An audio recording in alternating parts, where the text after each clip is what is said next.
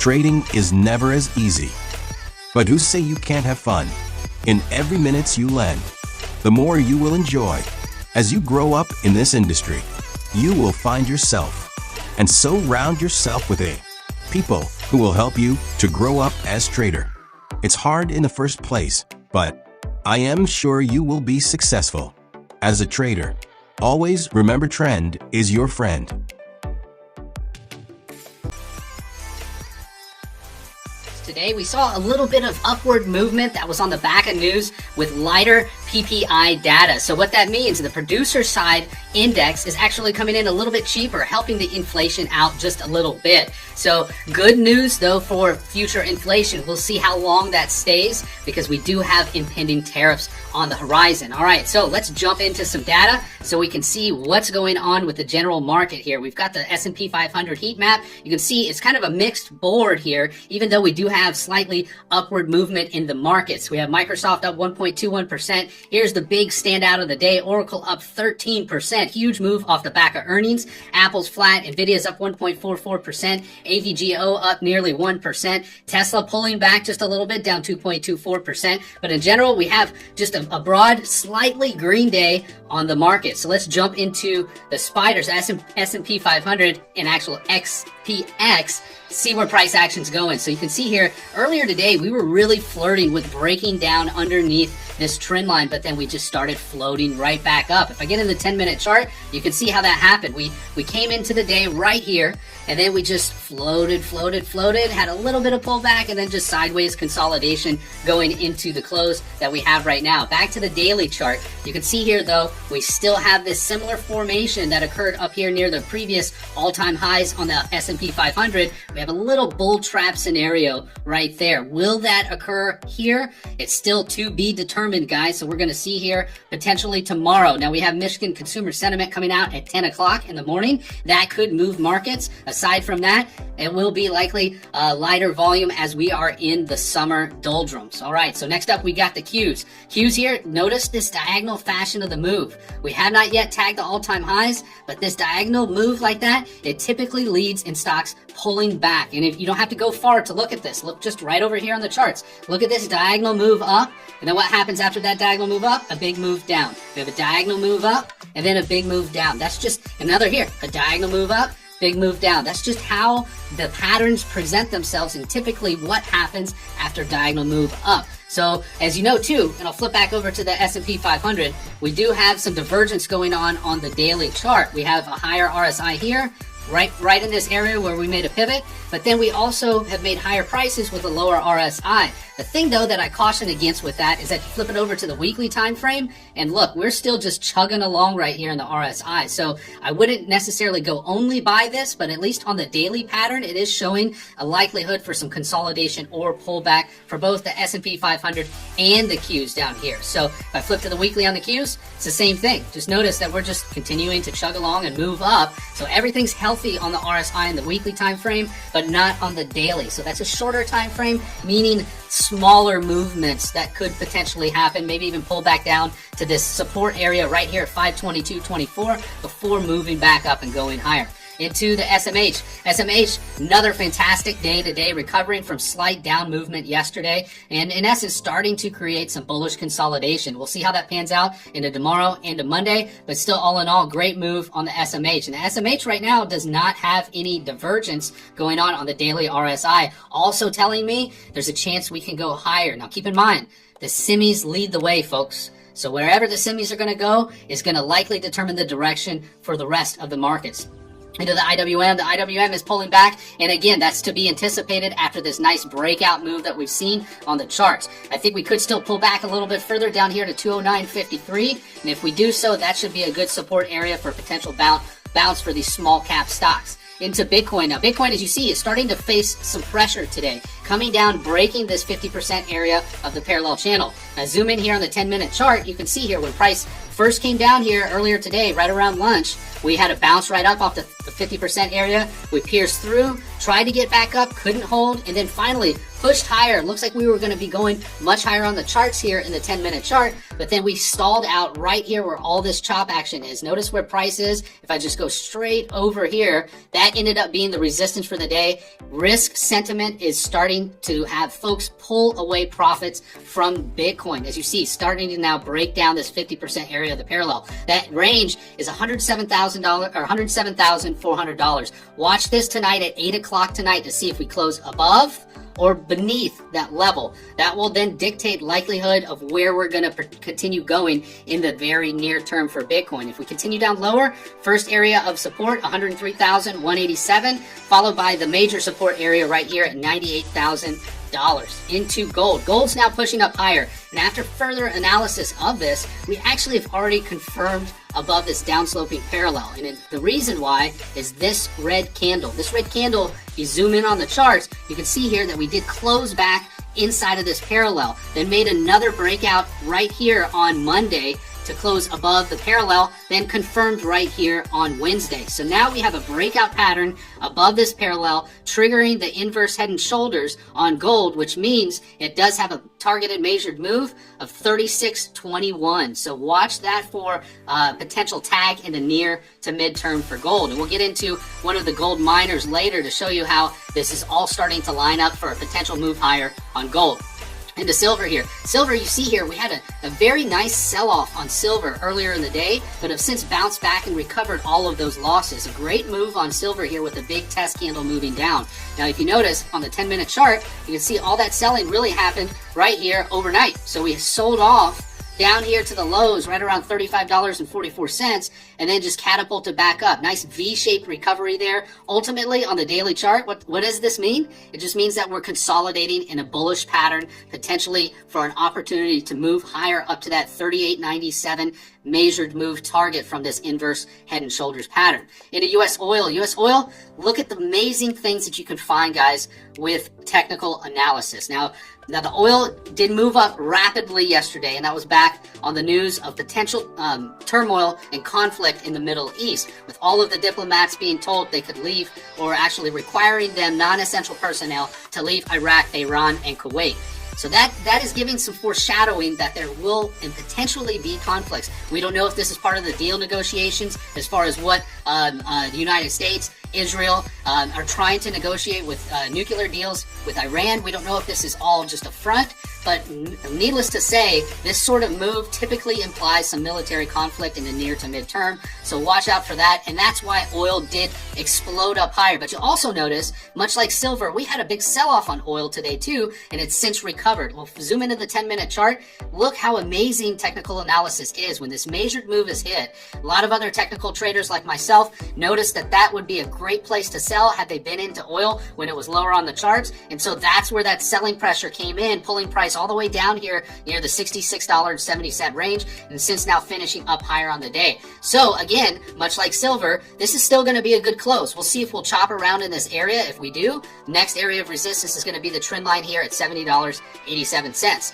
Into nat gas, you see nat gas is broken down out of this wedge and has since now started chopping sideways. One of the reasons why we caught support where we did is this big green candle that you see. Notice the low of that candle caught price right here. And until this green candle is broken, this still can chop around within that green candle and break up or break down. But now when we're at the bottom end of this area, having tested the bottom end now twice, that leaves a breakdown more vulnerable than a break up. So first support at $3.38 there on that chart.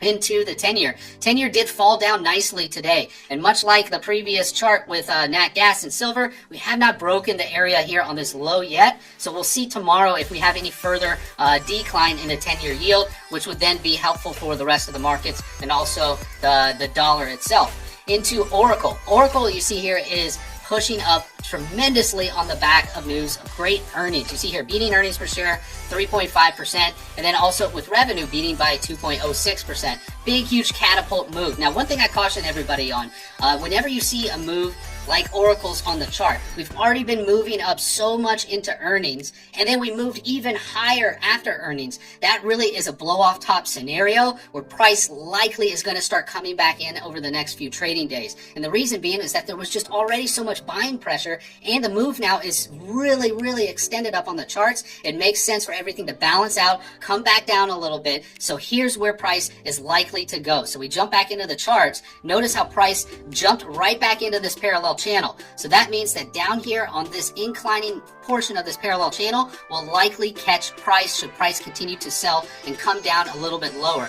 This area of the parallel channel is roughly $183.13. Notice how that area also corresponds with the previous pivot high right here. So I would anticipate Oracle to come down a little bit more before pushing higher. Notice we made brand new all-time highs today too. Here were the previous all-time highs. When I scroll back on the chart, you can see where I find the next major area of resistance on the chart. From this pivot back here in December of 2021, connected over to this pivot high right here in November of 2024. And as you see here on the charts, we've got this trend line strung across. If we were to hit that in the near term, we're talking about 213.47, but it will also have to get through this inclining 50% area of the parallel, which will also be resistance. So that will be a very tough task. Look at this chart. It's moved up down here from $121 all the way up to over $200 today, nearly in a straight line. That sort of movement needs some sort of rest, some consolidation, some pause. So the more probabilities are shifting towards a pullback and then maybe an attempt to go up and tag that yellow trend line that you see on the charts. Next up with Newmont Mining. Now, it's important to consider the miners whenever you're investing in gold. As I pointed out earlier, gold has a shot to move up to the $3,600 range. And then you look here on the gold miners, and Newmont's also showing it's got an opportunity to go up and make new highs, at least for this year. You see here what I've got drawn. I've got a declining trend line right here. Well, that is an inverse head and shoulders pattern on the chart with a measured move target of $59.33. You want to see something even neater, if you want to find where price could go after that move up, we have this trend line drawn from the pivot back in November of 2023, and then we connect that over, and actually that's January of 2023. If I connect that over to the very next pivot, notice how this aligns just above that measured move of $59.33. Zoom back in the chart, we're only talking about a move right here to basically $60.20. So even if Newmont pushes up and tags this measured move, this area will likely start seeing a lot of selling pressure simply because we've got this longer term trend line and that measured move is going to be completed right in the same zone. So this could be a good buy and sell right up here on the chart for Newmont. Into Carvana. Carvana finally started breaking down today. Also, notice the big dramatic vertical move on this chart. Very similar to what we're seeing with Oracle minus its huge blow off top that is occurring today, making new all-time highs. So Carvana's had a lot of interest, a lot of folks investing here in this stock, but there comes a time people need to take profits and the price will start coming back in. So for right now, the first area of support is going to align right here at this previous bull flag area, which also corresponds in the 50% area of this parallel, right at $303.29. Into Apple. Apple, as we see here, did have a decent day, but also tagged this area of support. Apple is also putting in a doji candle off of this sideways consolidation. So this move down and a move to the side, that's somewhat bearish consolidation. We'll have to keep an eye on this to see if we start breaking down a little bit lower on the charts, or if we do move up a little bit higher and then break that trend line. Right now, it's kind of in no man's land, and Apple is really under pressure with the pending tariffs on China, which President Xi has not yet confirmed. So keep that in mind. Even though we might have sent them over from the United States, they still need to be confirmed, and more news will be released about that. Now let's check out Google, because Google is something important to understand here, folks. We've got Google that has announced about a month or so ago that they are not having as many searches done through their website, that more folks are starting to go to AI to search. Well, Google generates so much revenue off of search dollars, all these companies start piling in ads through Google to make sure that their company comes up top or their sponsored company comes up top. That way folks can click on that first. Well, if that's starting to go away, what is Google going to do to pivot? Now, Google's a massive company that owns several different types of technology. I'm sure they're going to be able to figure this out, but one has to wonder and one has to think, is this going to be the end of Google? Is this going to be a time moving forward where folks are not using Google to search? It's been part of us basically for the last 20 years plus, where we just Google something. Google's been a verb. So this is why I see back on the charts, if you look, we've got we're decent ways off the top. You know, AVGO has made new highs. We're 15% off the top here at Google. So I think investors are starting to recognize the dynamic shift between Google searches and AI searches. How is Google going to capitalize and get that revenue back if companies are not going to be investing those advertising dollars? Thus why Google really hasn't propelled near the all-time highs, much like the way the S&P 500 is currently. All right, so we did tag our KISS resistance right up here at 181.64. A long area for Google on the support line should provide decent support right around 171.66. If I were interested in going long Google, I would wait a little bit further down at this trend line right at 165.90. Into QUBT, quantum computing, as you see here, really did take off the last couple days, and I told you guys this before. I had mentioned, guys, price is going to be pulling back on the chart. Wanted to at least show you this, so don't FOMO. Wait for an opportunity to get into a trade. We don't need to be following up and getting into these trades when they're running out of steam. Recognize the extended move because price does eventually come back in. All right, so next up, let me check out and actually that's really it. We've got QBTS. These are ones we covered yesterday, all showing the falls there on the charts. And even with OKLO too. Look at this OKLO fall that we've had. Now, one amazing thing, we covered this yesterday, guys, and yesterday we were right here on this green candle. This is one of the most amazing things to recognize and keep in mind. So right after hours yesterday, OKLO announced they are going to be making an offering.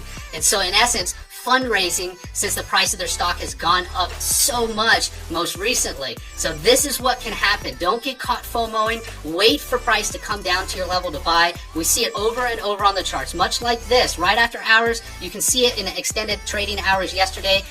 Within 10 minutes, a company announced that and the stock just retreated off the highs. Now, there were certainly more investors trying to pile in and get back into the stock, but with the offering still going on, I think price is likely to come back down here to the $58 range before it does continue moving higher. All right, and you see here a daily topping tail looks like it is being registered on the charts today. All right, guys, I also want to remind you, June 23rd, we've got Investor Empowerment Day. It's an amazing day in which anybody here that's watching can now get a scope as to what we do on a daily basis, all the education that we provide, all the services we provide. Plus, we're going to be running